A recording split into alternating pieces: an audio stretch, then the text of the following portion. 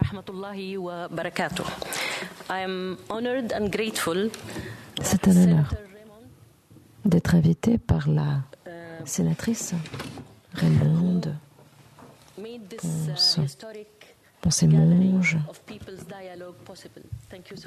C'est bien grâce à elle et à son équipe d'organisateurs que nous sommes réunis aujourd'hui. C'est une occasion historique.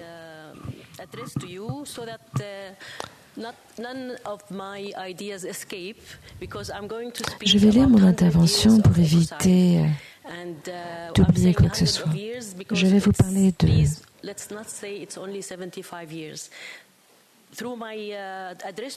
d'un siècle d'écocide. Mais la notion d'écocide doit d'abord être définie. Il s'agit d'un phénomène grave, systématique, quelque chose de délibéré, la destruction des ressources naturelles et de l'environnement. Selon ces modalités, je vais démarrer par une analyse de cet écocide au long cours. Ensuite, je partagerai avec vous un cas d'étude concernant la résistance palestinienne. Comme on le sait, tout type de résistance est légitime en Palestine. Je parlerai de la résistance verte et je terminerai par des recommandations.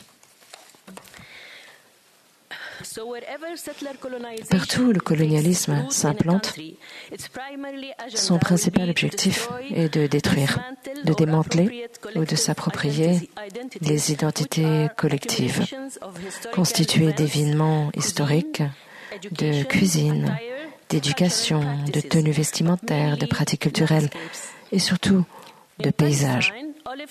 En Palestine, les oliviers et le thym, parmi les plantes cultivées, et les 2500 espèces de plantes sauvages jouent un rôle fondamental dans les réseaux complexes des systèmes de vie. Leur profond symbolisme est illustré par le dicton suivant. Nous resterons tant que le thym et les oliviers resteront. Ce dicton intemporel souligne l'unité des Palestiniens avec la terre et ses écosystèmes, dans la vie et dans la résistance. Le déracinement systématique de millions d'oliviers et le remplacement de la flore locale par des espèces étrangères pour déformer davantage l'identité de la région est un processus continu qui a commencé dès le début de l'occupation et qui se poursuit encore aujourd'hui. Pour ne rien arranger, des oliviers anciens, volés, sont replantés dans des colonies illégales afin de créer l'illusion d'une présence de longue date en Palestine. L'occupation modifie à dessein le paysage naturel en annexant de vastes zones sous le couvert de réserves naturelles, isolant les Palestiniens dans des bantoustans, mais en les séparant également de leurs plantes sauvages bien-aimées, sources de nourriture, de médicaments et de fourrage. Un cadeau, une manne divine, destinée à orner les tables palestiniennes et à alléger leur souffrance face à un siècle d'occupation, face aux sanctions, face à la destruction.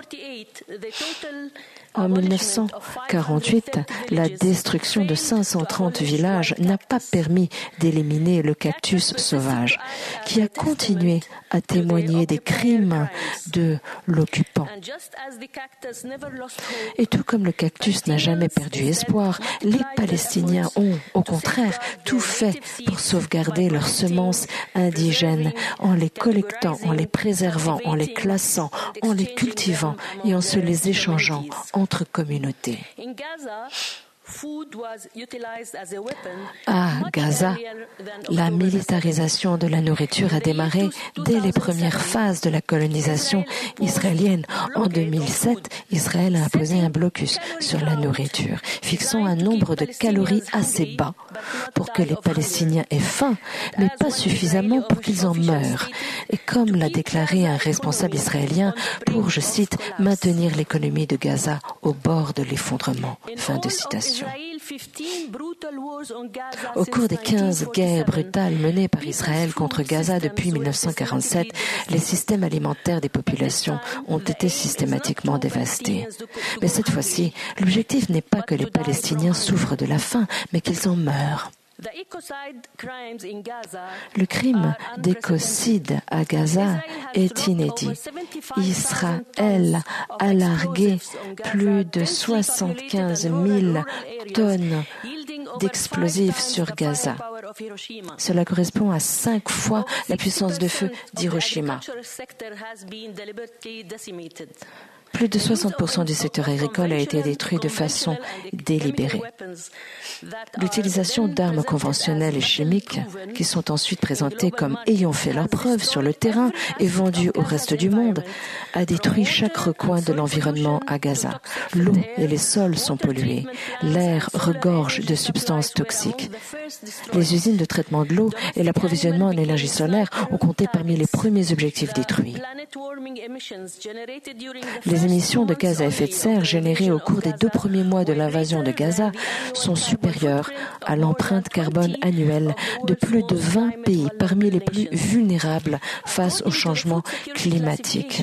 Selon l'échelle IPC de sécurité alimentaire, 95% des habitants de Gaza sont en situation de crise alimentaire et 30% d'entre eux sont au stade 5, c'est-à-dire au niveau d'une famine ou d'une catastrophe. Cette guerre a provoqué la plus dure famine depuis la Seconde Guerre mondiale. 90% des enfants et 95% des femmes enceintes et allaitantes souffrent d'une grave pauvreté alimentaire. Les Palestiniens sont réduits à manger des feuilles d'arbres, de l'herbe, du fourrage pour les animaux, parfois mélangés à de la terre. Les femmes malnutries ne peuvent plus allaiter et les bébés qui ont la chance d'être nourris au lait maternisé le sont avec de l'eau contaminée par les eaux usées. En Cisjordanie, l'armée israélienne et les colons ont intensifié leurs attaques, tuant et terrorisant les agriculteurs, brûlant les vergers, les récoltes et le bétail, tandis que les colonies continuent de s'étendre, de s'approprier les terres et les ressources en eau et de déverser illégalement des déchets dangereux. Cette saison, la récolte d'olives a subi plus de 22 millions de dollars de pertes. Toutes les ressources en eau sont sous le contrôle de l'occupant. Israël vole plus de 80% des eaux souterraines, interdit la construction de puits et détruit les réservoirs de collecte d'eau. L'ironie est qu'il vole l'eau du Jourdain et oblige la Jordanie et la Palestine à racheter l'eau accaparée à des prix exorbitants.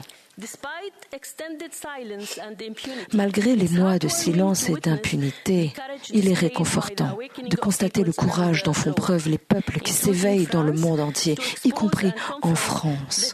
Pour répondre activement à notre objectif d'aujourd'hui, nous ne devons pas hésiter à découvrir la cause profonde et le moteur actuel de la tragédie palestinienne. N'ayons pas peur, découvrons les causes premières et ce moteur actuel de la tragédie palestinienne, le colonialisme européen. Tout en s'étant livré à une concurrence féroce pour prendre le contrôle de la région arabe après la chute de l'Empire ottoman, tous les pays européens ont favorisé l'établissement des premières colonies sionistes en Palestine, usant de diverses tactiques pour accélérer l'accaparement des terres, notamment en établissant des consulats à Jérusalem et dans d'autres villes palestiniennes, en faisant passer des armes en contrebande aux colons ou en leur accordant des passeports, des milliers de passeports pour qu'ils bénéficient d'une exonération fiscale et d'une impunité judiciaire. En outre, ils ont facilité la marchandisation du foncier en imposant des prêts aux agriculteurs arabes et en saisissant par la suite leurs terres lorsque ces derniers faisaient défaut. En 1843, c'est-à-dire 105 ans avant la Nakba, la France a établi un consulat à Jérusalem. En 1870, un milliardaire français a financé l'établissement de 14 colonies, ainsi que la première école d'agriculture et de colonisation en Palestine. À cette époque, les Palestiniens étaient d'importants fournisseurs sur le marché mondial du coton et des oranges, contrairement aux affirmations selon lesquelles ils avaient négligé la terre et provoqué sa désertification. Entre 1957 et 1963, la France a construit pour Israël une centrale nucléaire.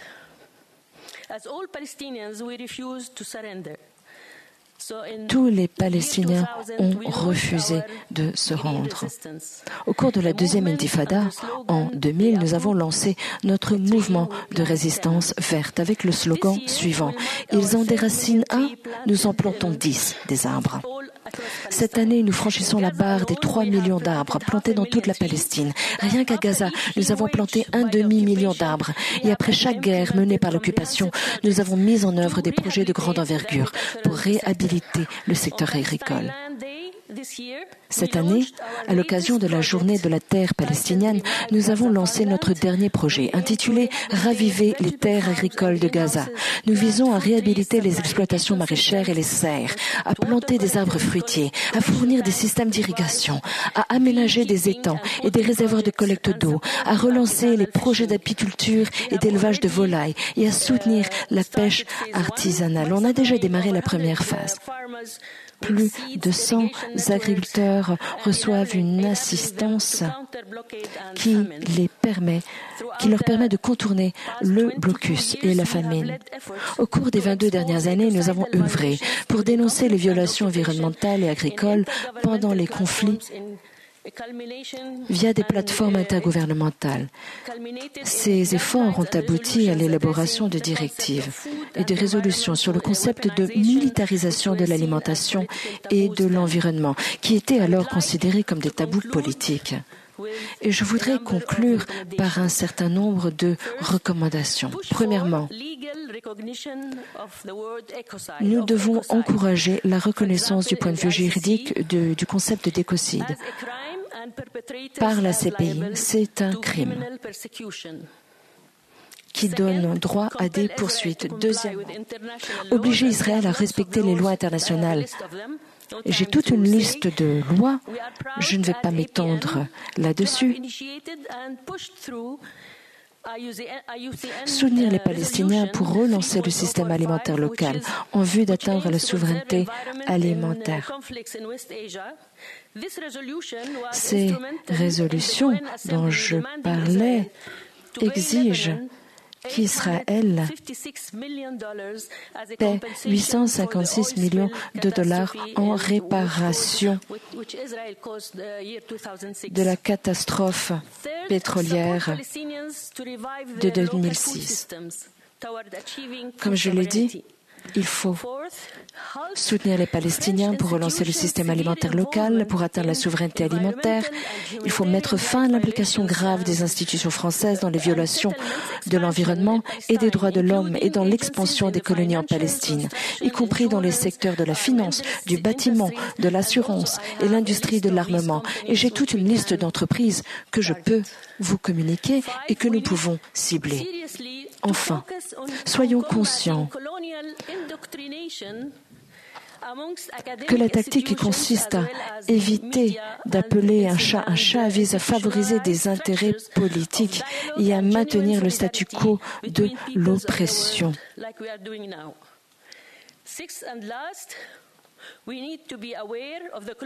Il est très important que nous en soyons conscients. La terminologie est importante. Cela participe des intérêts politiques. Il ne s'agit pas d'un conflit ou d'un différend. Il s'agit d'un colonialisme de peuplement et d'une occupation.